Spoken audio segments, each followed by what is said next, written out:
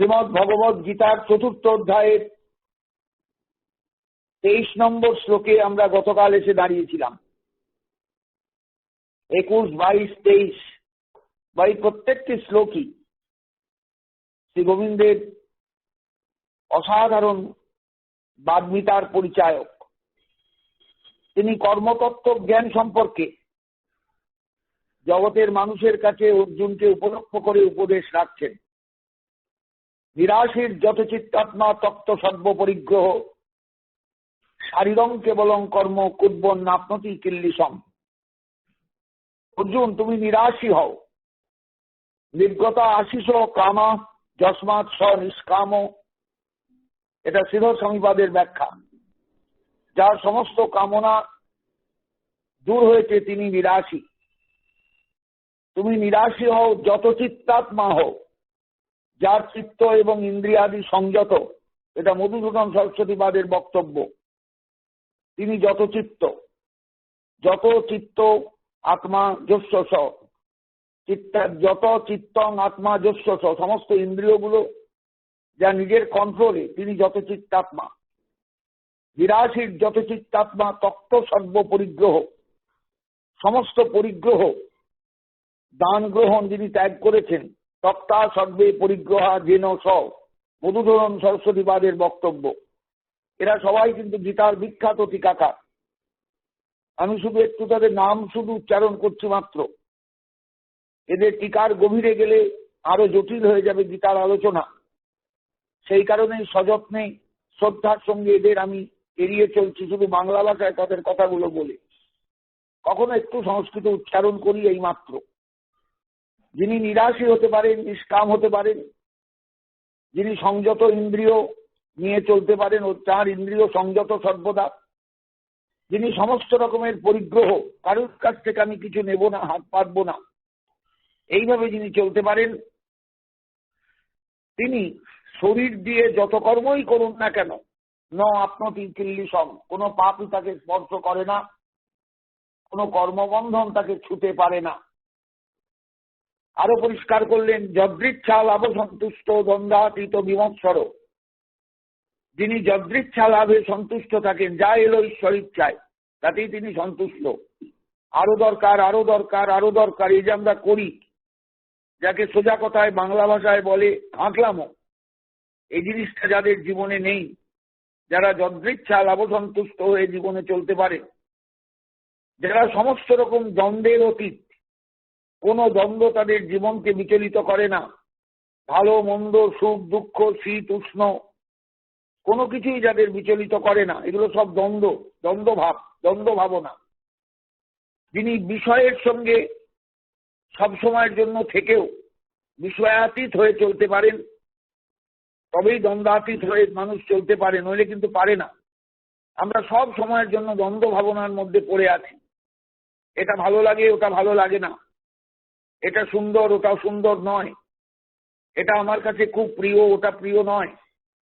এই যে আমাদের ভাবনা প্রতিনিয়ত, একেই বলে দ্বন্দ্ব ভাবনা। এই দ্বন্দ্ব ভাবনার অতীত হয়ে যারা চলতে পারেন, বিমৎসর যিনি হতে পারেন, মাৎসর্য শূন্য হয়ে জগতে বিচরণ করতে পারেন, কারুর দোষেই বা কারুর গুণেই তিনি দোষাবিষ্কার করতে যান না। সবাই ভালো, তার কাছে সবাই ভালো, সবাই ভালো, সবাই ভালো। যিনি সমসিদ্ধাবসিদ্ধ, যিনি সিদ্ধি এবং অসিদ্ধিতে সমদর্শী, যে কাজে সিদ্ধি লাভ হলো তাতেও যা তার যে আনন্দ, সেটা যদি অসিদ্ধ হয় তাহলেও তার আনন্দ। সিদ্ধিকেও যে চোখে দেখেন, অসিদ্ধিকেও সেই চোখে দেখেন, অর্থাৎ দ্বন্দ্বাতীত। এও এক জাতীয় দ্বন্দ্বাতীত ভাবনা। চিত্তাপীন নিবদ্ধতে, তিনি যদি বহু কাজও করেন, তিনি কোনো কর্মফলের ভাগী হন না, কখনো বন্ধনের মধ্যে পড়েন না, কর্মবন্ধন তাকে কিছু করতে পারে না। শেষ কথায় বলছেন ২৩ নম্বর শ্লোকে, গতকালের আলোচিত শ্লোক, গত সংঘর্ষ মুক্তস্য জ্ঞানাবস্থিত চেতস যজ্ঞায় আচরত কর্ম সমগ্রম প্রবিলীয়তে। অর্জুন, যিনি সঙ্গ থেকে মুক্ত হয়েছেন, যার সঙ্গ দূর হয়ে গেছে, বিষয়ের সঙ্গ, ব্যক্তির সঙ্গ, স্থানের সঙ্গ, আমাদের এগুলোর প্রতি আকর্ষণ থাকে, একটা ব্যক্তিকে ভালো লাগে, সে কাছে এলে ভালো লাগে, আর একটা ব্যক্তিকে ভালো লাগে না, এইরকম বোধ যার মধ্যে কাজ করে না। স্থানের সঙ্গ, এই জায়গাটায় গেলে ভালো লাগে, ওই জায়গাটায় ভালো লাগে না। বিষয়ের সঙ্গ, এই বিষয়টা আমার ভালো, এই বিষয়টা আমার রুচিকর, ওটা ভালো নয়, অরুচিকর। এই জাতীয় যে ভাবনাগুলো আমরা নিয়ে চলি, এগুলো যার মধ্যে নেই, তিনি গত সঙ্গ, তিনি সঙ্গের থেকে, আসক্তির থেকে বিযুক্ত হতে পেরেছেন, অতএব মুক্ত। একেই মুক্ত বলা হয় সত্যিকারে। আমরা কেউই মুক্ত নই। মুক্ত ভাবলেই মুক্ত হওয়া যায় না। মুক্ত ভাবনাটা কিন্তু অভ্যাস করতে হয়, অভ্যাস করতে হয়, তবে এটা দাঁড়ায়। এবং জ্ঞানাবস্থিত চেতস, যিনি জ্ঞানে অবস্থিত চিত্ত, তার অন্তরের জ্ঞান, তার ভগবত ভাবনা, তার ব্রহ্ম উপলব্ধি তাকে এমন একটা জায়গায় দাঁড় করিয়েছে যে তিনি সংসারে থেকেও সংসারের বাহিরে। শ্রীরামকৃষ্ণ কোনো একজনকে দেখে, তার চোখ দুটো দেখে বড় ভাবালুলো তার মধ্যে দিয়ে বলেছিলেন, বাহ, ভারী সুন্দর তো যোগীর চোখ, আমাকে এরকম যোগীর চোখ দেখাতে পারো। সত্যিই তাই, যোগীর চোখ আলাদা। পাখি বাসায় তা দিচ্ছে তার ডিমের ওপর বসে, তার চোখ দুটো দেখবেন, দেখবেন কোথায় কোথায় কোথায় যে তার দৃষ্টি বুঝতে পারবেন না, অথচ যে তা দিয়ে যাচ্ছে, মনটা কিন্তু ওই ডিমটাকে ফোটাবার দিকে তার নষ্ট। এই যে পাখির চোখ, তাকেও ঠাকুর বলতেন, বাহ, আমাকে ওই পাখির চোখের মতন চোখ দিতে পারবে, যে কোথায় আমার দৃষ্টি, কোথায় আমার ভাবনা, জগতে কেউ বুঝতে পারবে না, কেউ জানতে পারবে না, আমি আমার জগতে বিচরণ করব। কথাগুলো উপলব্ধি। এইখানেই শ্রীরামকৃষ্ণকে আমাদের আধুনিক যুগের ঠাকুরকে বড় ভালো লাগে, বড় ভালো লাগে, বড় ভালো লাগে। এবং এই জন্যই তিনি আমাদের কাছে গ্রাহ্য, আমাদের কাছে গ্রহণযোগ্য, আমাদের কাছে তিনি প্রণম্য, চিরকাল স্মরণীয়। কারণ 19শ শতাব্দীতে শ্রী ঠাকুর রামকৃষ্ণ না এলে মহাপ্রভুর প্রেম ধর্ম টিকত কিনা সন্দেহ, থাকতো কিনা সন্দেহ। মানুষ পরবর্তীকালে মহাপ্রভুকে যে ভালোবাসে, নিত্যানন্দকে যে ভালোবাসে, সেই আদর্শটা ঠাকুরও তার জীবনে দেখিয়ে গিয়েছেন। তিনি মহাপ্রভুর ধামে এসে গঙ্গার বুকে ভাবাবিষ্ট হয়ে গিয়েছেন। ওই এলোরে বলে একবারে উন্মাদ, পরমুহূর্তেই একবারে ডুবে গিয়েছেন ভাবে। এগুলো কিন্তু ঠাকুরের জীবনে আমাদের কাছে বিরাট একটা শিক্ষার পরিচায়ক। আমরা এখান থেকে শিক্ষা নিতে পারি, অনায়াসে নিতে পারি, কিন্তু আমাদের সেই শিক্ষার গ্রহণের চেষ্টাটা কোথায়? আমাদের তো চেষ্টা নিয়ে আমরা সর্বদার জন্য আমারটাই ভালো, ওরটা খারাপ, এই যে ভাবনা নিয়ে চলি, এটা তো আমাদের ধর্মজীবনের পক্ষে, আত্মানুসন্ধানের পক্ষে ক্ষতিকারক। আসুন চলে যাই জায়গাটায়, জ্ঞানাবস্থিত চেতস, যিনি সর্বদার জন্য জ্ঞানে অবস্থিত হয়ে আছেন, যার চেতনাটা জ্ঞানে পরিপূর্ণ, চেতনার মধ্যে কোনো অজ্ঞানের ভাব কিচ্ছু নেই। যজ্ঞায় আচরত কর্ম, তিনি কি করেন না, সমস্ত কর্মকে মনে মনে যজ্ঞ বিষয়ক করে নেন, ঈশ্বর অর্চন বিষয়ক করে নেন, ঈশ্বর ভাবনা বিষয়ক করে নেন, ঈশ্বর চিন্তন বিষয়ক করে নেন। অতএব তার কোনো কর্মই কিন্তু সাধারণ কর্ম নয়, বা পরিবারের সুখের জন্য কর্ম নয়, নিজের সুখের জন্য কর্ম নয়, তার সমস্ত কর্ম ঈশ্বর বিষয়ক। গীতায় যজ্ঞ শব্দটির অর্থ সাংঘাতিক। ভগবান বিভিন্ন ক্ষেত্রে যজ্ঞ শব্দকে প্রয়োগ করে, যজ্ঞ শব্দকে ব্যবহার করে তার অন্তর্নিহিত ভাবকে মানুষের কাছে তুলে ধরেছেন, যেটা তার নিজস্ব ভাব, নিজস্ব বক্তব্য। যজ্ঞায় আচরত কর্ম, এখানে একটা আচরত একজনের বিশেষণ।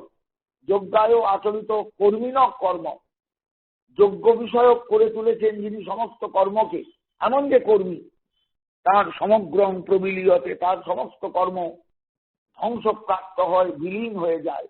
কোনো কর্মই ভবিষ্যতে তাকে ভোগায় না, তাকে ফলভোগ করতে বাধ্য করে না, তিনি একেবারে মুক্ত পুরুষ হয়ে যান। আমরা এই পর্যন্ত এসেছিলাম গতকাল।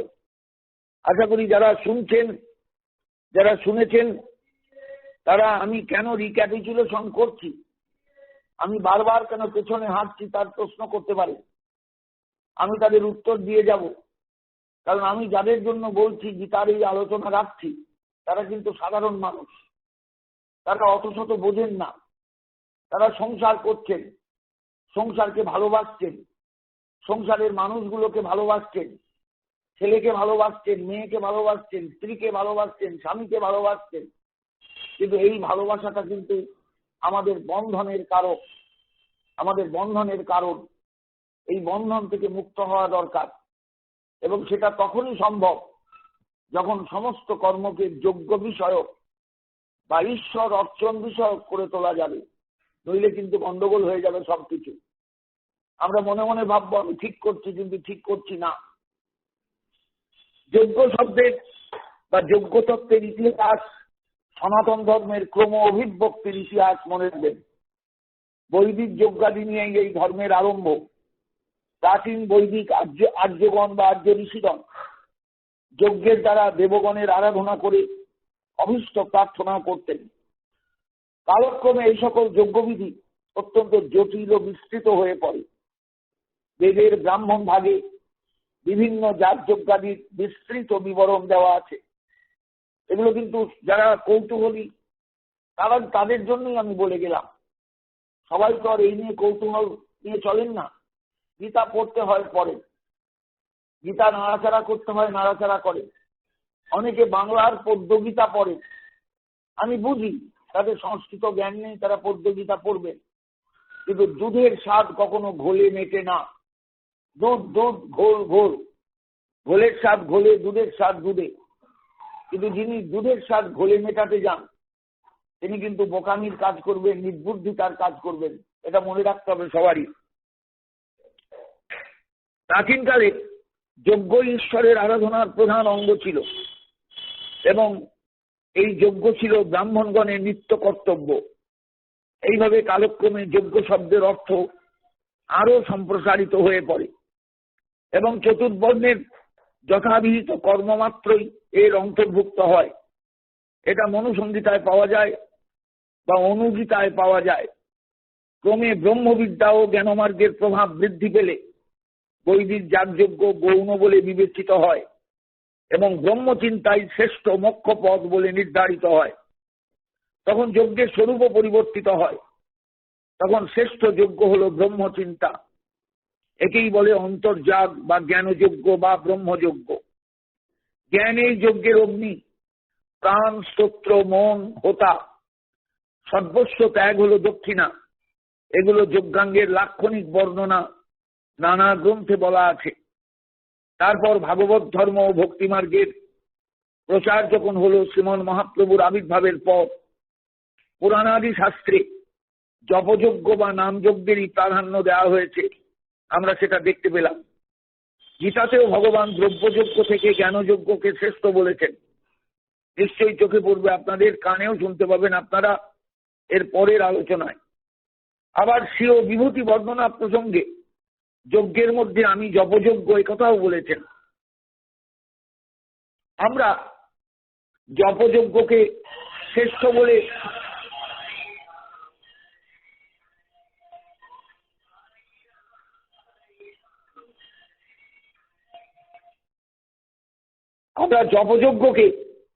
এখন কিন্তু শ্রেষ্ঠ বলেই জানি। শ্রীমন মহাপ্রভু জপযজ্ঞের প্রচার করেছিলেন, একথা কিন্তু গীতাতেও বলা আছে যে যজ্ঞানাং জপযজ্ঞস্মি স্থাবরানাং হিমালয়। এটা বিভূতি যোগে গিয়ে আমরা পাবো। বস্তুত ভারতীয় ধর্মচিন্তার ক্রমবিকাশ ও সম্প্রসারণের সঙ্গে সঙ্গে যজ্ঞ শব্দের অর্থ ও তাৎপর্য সম্প্রসারিত হয়েছে, এবং গীতায় এই সম্প্রসারণের সমস্ত স্তরগুলো বা সমস্ত যে ধারাগুলো এগুলো স্বীকার করা হয়েছে, এবং যজ্ঞের যে মূল তত্ত্ব ত্যাগ, ঈশ্বর অর্পণ, নির্ভরতা, নিষ্কামতা, তার দ্বারা যুক্ত করে সমস্ত কিছুকেই মোক্ষপ্রদ করা বলে বলা হয়েছে। তৃতীয় অধ্যায়ে ভগবান সৌত স্মার্ত যজ্ঞাদিরও উল্লেখ করেছেন, এবং এও যদি অনাসক্ত ভাবে কেউ করেন তা মোক্ষপ্রদ হয়, একথাও বলা হয়েছে। এই অধ্যায়ে যজ্ঞ শব্দের লাক্ষণিক অর্থ গ্রহণ করে তপযজ্ঞ, যোগযজ্ঞ প্রভৃতি বিভিন্ন সাধন প্রণালীর বর্ণনা করে তার মধ্যে জ্ঞানযজ্ঞের শ্রেষ্ঠতা বর্ণনা করেছেন ভগবান। বলা হয়েছে যে অনাসক্ত চিত্তে জ্ঞানী মুক্ত পুরুষ যজ্ঞস্বরূপে অর্থাৎ ঈশ্বরার্পণ বুদ্ধিতে যে কর্ম করেন তাতে বন্ধন হয় না। পূর্বোক্ত কথাগুলি যদি একটু হৃদয়ঙ্গম করতে পারেন তাহলে যজ্ঞ শব্দ গীতায় কোথায় কি অর্থে ব্যবহৃত হয়েছে তা বোঝা যাবে। এই জন্যই একটু বিস্তৃত আলোচনায় গেলাম। এইবার ভগবান বলছেন 24 নম্বর শ্লোকে এসে অসাধারণ তার একটি মন্তব্য, ব্রহ্মার্পণং ব্রহ্মহবি ব্রহ্মাগ্নৌ ব্রহ্মণাহুতম ব্রহ্মৈব তেন গন্তব্যং ব্রহ্ম কর্ম সমাধিনা। এ কথাটা আমরা হয়তো অনেক সময় শুনতে পাই। সাধুদের ভান্ডারার সময় দেখবেন সাধুরা খাওয়ার আগে এই শ্লোকটা উচ্চারণ করেন, কিন্তু সবাই কি এর মানে বোঝেন? খেতে বসার সময় শুধু বলবো ব্রহ্মার্পণং ব্রহ্মহবি ব্রহ্মাগ্নৌ ব্রহ্মণাহুতম ব্রহ্মৈব তেন গন্তব্যং ব্রহ্ম কর্ম সমাধিনা। এটা যেন একটা এখন রীতি হয়ে গেছে, রেওয়াজ হয়ে গেছে। সাধু ভান্ডারায় দেখবেন একটু কান পাতবেন, যে কোনো জায়গায় গেলে, তীর্থক্ষেত্রে গেলে সাধু ভান্ডারায় একটু কান পেতে শুনবেন, সাধুরা খাওয়ার আগে এই শ্লোকটা আওড়াচ্ছেন। কিন্তু সত্যি কি তাই? জীবনের সর্বত্র এই শ্লোকটা দরকার, জীবনের সর্বত্র এই শ্লোকের বোধ দরকার, চেতনা দরকার, জ্ঞান দরকার। ব্রহ্মার্পণ, আমি যা কিছু অর্পণ করছি সবই ব্রহ্ম। ব্রহ্ম হবি, যে বস্তুটা দিলাম সেই হবি অর্থাৎ দান, সেটাও ব্রহ্ম। ব্রহ্মাগ্ন, যাকে দিলাম, যাকে আমি আহুতি দিলাম বা ভিক্ষা দিলাম বা দান করলাম, তিনিও ব্রহ্ম। ব্রহ্মার্পণং ব্রহ্ম হবি ব্রহ্মাগ্ন ব্রহ্মণাহুতম। আমি যে দিচ্ছি, আমি কে? অমুক ব্যক্তি, তমুক দাতা, তমুক শেখ? না না না, যিনি দিচ্ছেন তিনিও ব্রহ্ম। বিষয়টা ভাববেন প্রত্যেকে, ভাবতে ভাবতে এগোবেন। ব্রহ্মার্পণং ব্রহ্ম হবি ব্রহ্মাগ্ন ব্রহ্মণাহুতম ব্রহ্মৈব তেন গন্তব্যম। এবং সেই যে দান, সেই যে আহুতি, সেই যে দাতার ক্রিয়া, সবকিছু, সমস্ত কিছু ব্রহ্মেতেই গিয়ে পৌঁছবে। তেন গন্তব্যম, তেন যিনি কাজটা করলেন, আহুতি যিনি দিলেন, তিনি ব্রহ্মেতে যাবেন, তার সবকিছুই ব্রহ্মলীন হবে।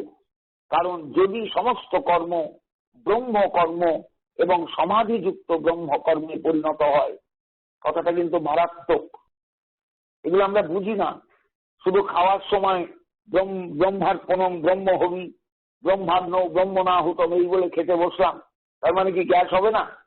পেট আইধাই করবে না ভালো মন্দ খেলে?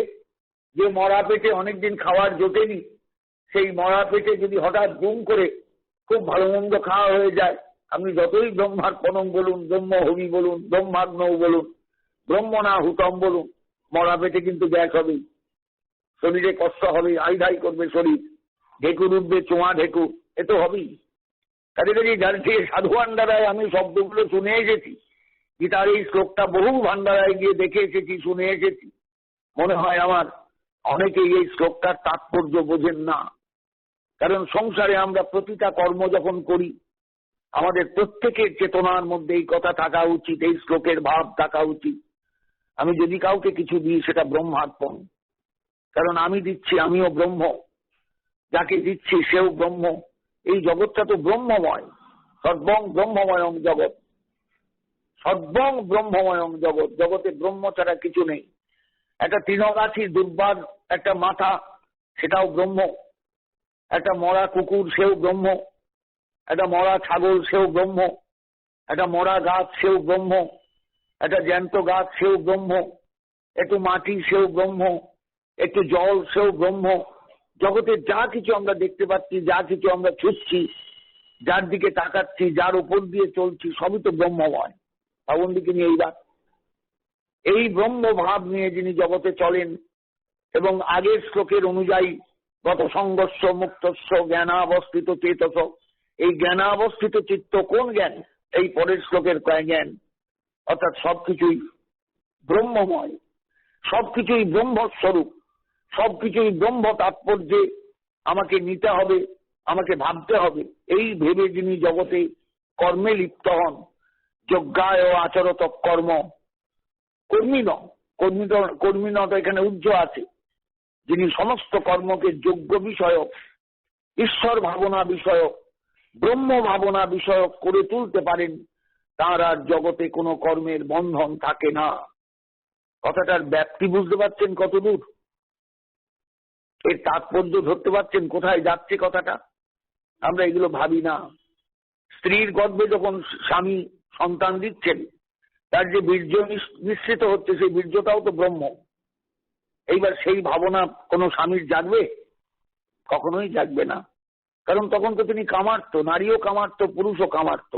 বুঝতে পারবেন না যে ব্রহ্মার্পণং ব্রহ্ম হবি ব্রহ্মান্ন ব্রহ্মণাহুতম ব্রহ্মৈব তেন গন্তব্যং ব্রহ্ম কর্ম সমাধিনা। আমি ব্রহ্ম কর্মে সমাহিত হয়ে যে কাজটা করছি, এটা কে ভাবতে পারবেন বলুন তো? তাহলে তো জগতে যে সন্তান আসবে, সে সন্তান তো স্বয়ং ব্রহ্মস্বরূপ, ব্রহ্ম ভাবনায় ভাবিত। কিন্তু তার আমাদের চারদিকে যে সন্তান সম্প্রতি দেখতে পাই, তারা এত এলেবেলে কেন হচ্ছে? তার কারণ ওই একটাই, আমরা গীতার শ্লোকের সঙ্গে নিজের জীবনকে মিলাতে পারছি না। মিলানো সম্ভব হচ্ছে না, কিছুতেই মিলছে না। অঙ্ক সবসময় আমাদের কাছে দুরূহ অঙ্ক হয়ে থাকছে, এই অঙ্ককে মিলানো যাচ্ছে না। বিষয়টা বুঝবেন প্রত্যেকে। হয়তো কথা বলতে আমি আপনাদের কাছে খুব সাধারণ কথায় উদাহরণ দিলাম, খুব সাধারণ বিষয়ে, কিন্তু বিষয়টা দেখবেন সব জায়গায়। আপনি একটা ভিখারিকে একটা পয়সা দিচ্ছেন, আপনি আপনার অহংকার নিয়ে তাকে কিছু দিচ্ছেন, এই অহংকার বোধ আপনাকে কিচ্ছু দেবে না, বরং বন্ধন এনে দেবে।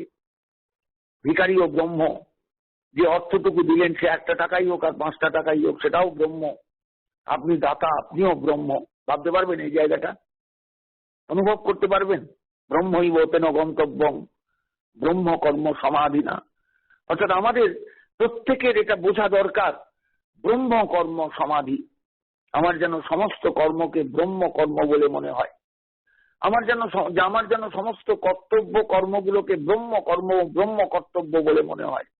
আমি ব্রহ্ম তত্ত্ব, আমি ব্রহ্ম ভাব নিয়ে চলবো, আমার মধ্যে ঈশ্বর আছেন। অতএব আমি তো সাধারণ নই, আমি তো সাধারণ হতে পারি না। যে আমার মধ্যে তার লীলা খেলা, যে আমার মধ্যে তার বিচরণ, আমি কেন সাধারণ হব? এ ভাব কজনার থাকে, কজনার মধ্যে কাজ করে। অতএব ব্রহ্মার্পণং ব্রহ্ম হবি ব্রহ্মাগ্নৌ ব্রহ্মণাহুতম ব্রহ্মৈব তেন গন্তব্যং ব্রহ্ম কর্ম সমাধিনা। এটা গোবিন্দের একদম কনক্লুশন বাক্য এই কর্মতত্ত্ব জ্ঞানের উপর, একদম কনক্লুশন। এতক্ষণ যে কর্মতত্ত্ব জ্ঞানের কথা বলে এলেন, ওই আগের শ্লোকে নমাং কর্মাণি লিপ্যন্তি ন মে কর্মফলের স্পৃহা ইতিমাং জহবি জানাতি কর্মবীর নসবদ্ধতে। অর্জুন, আমার দিকে তাকাও। আমি কোনো কর্মে লিপ্ত হই না, আমার কোনো কর্মফলের স্পৃহা নেই। যেহেতু আমি নিষ্কাম হয়ে কর্ম করি, তাই কোনো কর্ম আমাকে কখনোই বাঁধতে পারে না।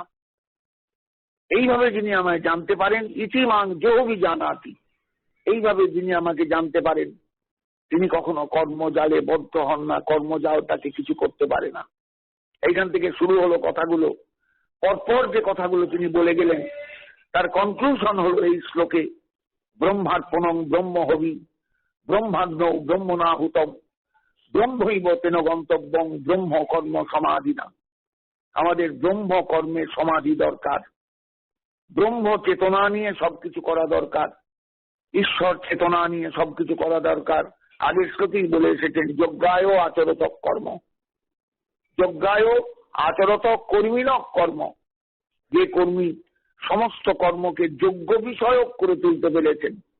আমি মা, আমি আমার সন্তানকে দুধ খাওয়াচ্ছি, আমার প্রথম সন্তান, খুব আবেগের সঙ্গে, খুব আদরের সঙ্গে আমার স্তনের বোটাটা তার মুখে দিয়েছি। সে একবারে দারুণ আবেগে, দারুণ ক্ষুধায় যেন সে চপ করে দুধ খাচ্ছে। আমি ভাবছি আমার মেয়েকে আমি বা আমার ছেলেকে আমি দুধ খাওয়াচ্ছি না, আমি আমার ব্রহ্মের সেবা করছি। এইভাবে ভাবতে পারবে মা? কোনো মা? আপনি পিতা আপনার সন্তানকে কাছে টেনে নিয়ে আদর করছেন, আপনি ভাবছেন আমার ছেলেকে আদর করছি, আমার বাৎসল্য রসকে আমি সম্পূর্ণরূপে আস্বাদন করছি। না, আমি ব্রহ্মকে আদর করছি, ছেলেটি আমার কাছে ব্রহ্মস্বরূপ। ভাবতে পারবেন পিতা? জগতে কেউ এটা ভাবতে পারে না। গীতা 5000 বছর আগে আবির্ভূত হয়েছেন, কিন্তু গীতার আদর্শে আমরা আমাদের দিনাতিপাত করতে এখনো শিখিনি। গীতার আদর্শে নিজেদের জীবনকে তৈরি করতে এখনো আমরা পারিনি। তাই ভারতবর্ষের এত দারিদ্র, ভারতবর্ষের এত দীনতা, ভারতবর্ষের এত অভাব, ভারতবর্ষের এত অনটন, ভারতবাসীর এত যন্ত্রণা, ভারতবাসীর এত কষ্ট, ভারতবাসীর এত দুঃখ, আমি সেটা অনুভব করি।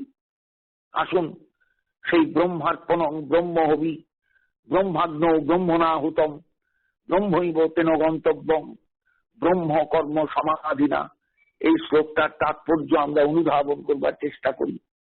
আমি আজকেও এই শ্লোকের আলোচনা শেষ করলাম না, এই শ্লোকের আলোচনা আবার একটু রইল সামান্য।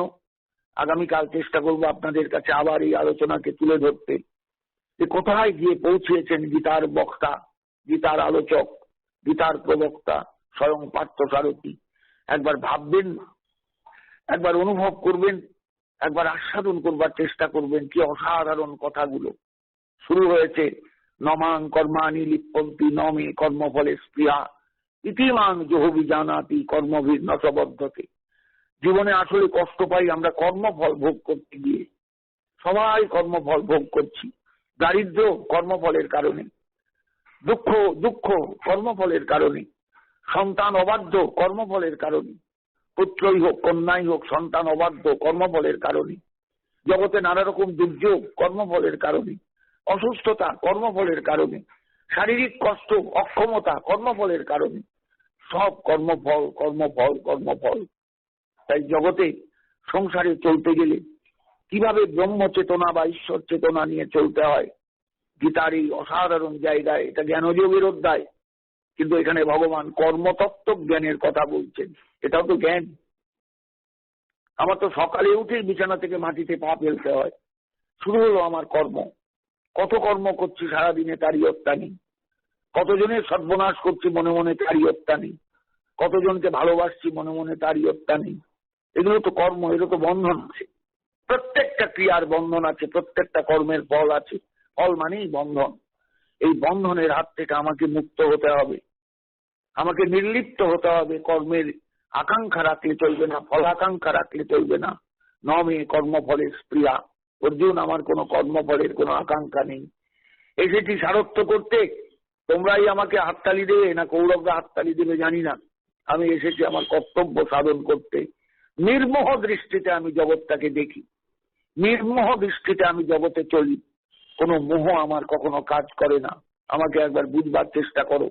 এই কর্মতত্ত্ব জ্ঞান তোমারও অন্তরে গিয়ে স্পর্শ করবে তোমাকে, তুমি অনুভব করতে পারবে এই কর্মতত্ত্ব সম্পর্কে। এটা একটা বিশেষ জ্ঞান। তাই জ্ঞানযোগের অন্তর্ভুক্ত করে কথাগুলোকে তোমার কাছে রাখলাম, তুমি একে ধারণা করো। যোদ্ধারূপে এসেছে যুদ্ধক্ষেত্রে ক্ষত্রিয়ের সন্তান, অতএব যুদ্ধকে গ্রহণ করতেই হবে। কিন্তু নিষ্কাম অন্তরে গতসঙ্গ হয়ে, মুক্ত হয়ে, জ্ঞানাবস্থিত চিত্ত হয়ে, যোগ্যরূপে সমস্ত কিছুকে নিয়ে ঈশ্বর স্মরণ, ঈশ্বর মনন, ঈশ্বর অর্চন রূপে এই বিরাট যুদ্ধকে তুমি গ্রহণ করো। দেখবে কোনো কর্ম তোমাকে কোনো খাদে ফেলতে পারবে না, কর্ম কোনো বন্ধন আনতে পারবে না। ইঙ্গিতটা কিন্তু গোবিন্দের স্পষ্ট, যেটা তিনি বলতে চাইছেন অর্জুনকে কথার ছলে, কথার মাধ্যমে। এটা কিন্তু আমরা প্রত্যেকেই বুঝতে পারবো, তবে আপনি গীতা বুঝতে পারবেন। প্রতি মুহূর্তে যদি ভাবেন, অর্জুন বলছেন আমি যুদ্ধ করব না, গোবিন্দ বলছেন যুদ্ধ করো। এই দৃষ্টিভঙ্গিতে যুদ্ধ করো, এই চিন্তা নিয়ে যুদ্ধ করো, এই ভাবনা নিয়ে যুদ্ধ করো, এই কর্তব্য বোধে যুদ্ধ করো, নির্লিপ্ত হয়ে যুদ্ধ করো, আকাঙ্ক্ষা না রেখে যুদ্ধ করো। সমস্ত দিক বলে যাচ্ছেন একের পর এক। আমরা আজ এখানেই রাখলাম। আগামীকাল আবার ব্রহ্মার্পণং ব্রহ্ম হবি, ব্রহ্মাগ্ন ব্রহ্মণাহুতম, ব্রহ্মৈব তেন গন্তব্যং, ব্রহ্ম কর্ম সমাধিনা। একটা মানুষ সংসারে থেকে ব্রহ্ম ভাবনায়, ঈশ্বর ভাবনায় কিভাবে সম্পূর্ণতা লাভ করতে পারে, অসাধারণ তার নির্দেশ, অসাধারণ তার উপদেশ, অসাধারণ